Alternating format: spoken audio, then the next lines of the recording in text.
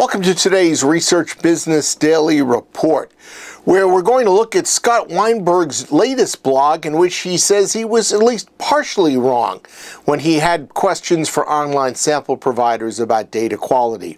And then we're going to take a look at 5 steps a client researcher can and should take to learn more from the paid-up market research in their possession. We're sponsored today and this week by Nuance, offering multi-language verbatim coding services to help their clients quantify the meaning of open-ended answers. Nuance, a decision analyst company. We recently reported content from Tableau Mobile CEO Scott Weinberg's blog. On it, he verbalized his continuing concern about the state of online research data quality. Now he's updated his blog and he offers an "I'm sorry" message to the online panel community. Weinberg now says that he fully recognizes online panel companies being stuck between a rock and a hard place, and that's his dual affirmation of online panels' ongoing price wars and simultaneous need to invest to maintain the quality of their panels. The upshot of Weinberg's new blog entry is advice to panel companies that they connect with Sigma Validation or TrueSample. Those are a pair of third-party online sample quality providers that he says he's been impressed with. Next, I was surprised to learn last week that clients on the research side are really unaware how much of the collected and analyzable data exists from what they've already paid for in projects. My informant was InfoTools Director Patricio Pagani, and he shared the 5 steps that can open a vault of untapped data, knowledge, and insights from new projects, as well as relevant ones already in-house. Well, the first would be to gain access to the data. So to create your own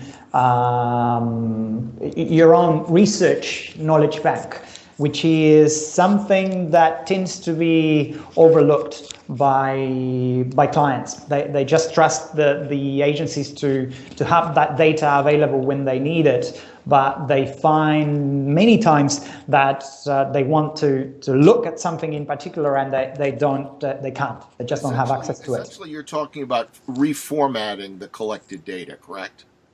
Yes, it's not just reformatting it, because if you think about the data that we're talking about questionnaires, right? So this is quite a complex piece of data. So it's a collection of questions and answers. It needs to be looked at consistently over time, over projects, over vendors. So it's a lot more complicated than just getting access to a PowerPoint deck. And it has to be backward looking too. It has to allow you access to stuff that's been done in your past as far back as you want to go.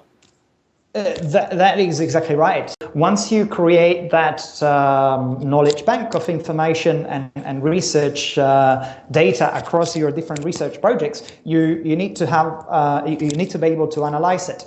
So what we have with this is an analysis tool that is customized for client researchers. So you've got your research ninjas that will look at the data, look at the patterns, try to make sense out of the information that is collected in the research, and go fishing for stories in that data.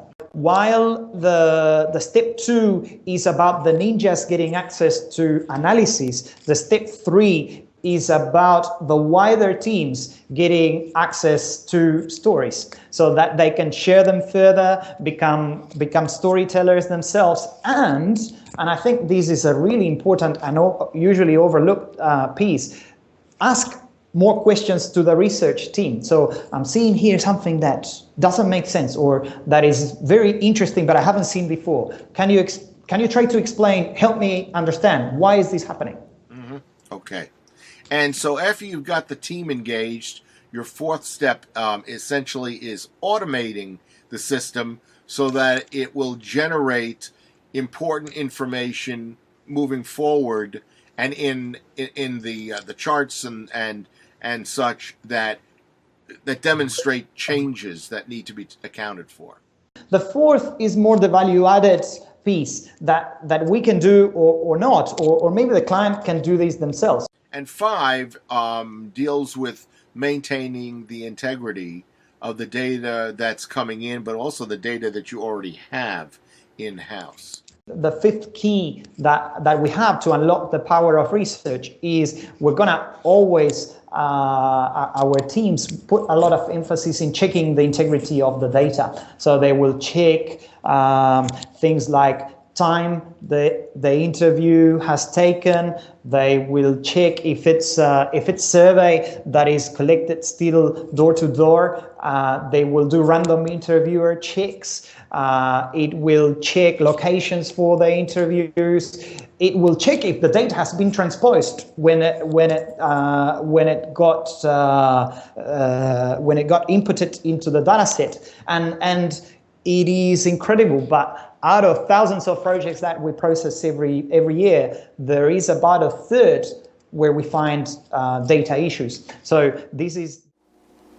My thanks to Patricio, whose summary of the 5 key steps that he just talked about is in a link that we are attaching to today's RBDR. Subscribers will find it in their email. Everybody else, well, you can find it in the description box underneath today's video. That's your Research Business Daily Report. We've been sponsored by Nuance, offering multi-language verbatim coding services to help their clients quantify the meaning of open-ended answers. Nuance is a decision analyst company, and together we've created a link so you can find out more about Nuance very easily. You'll find the link, which is www.nuancecoding.com, both again in the email and in the description box underneath the video.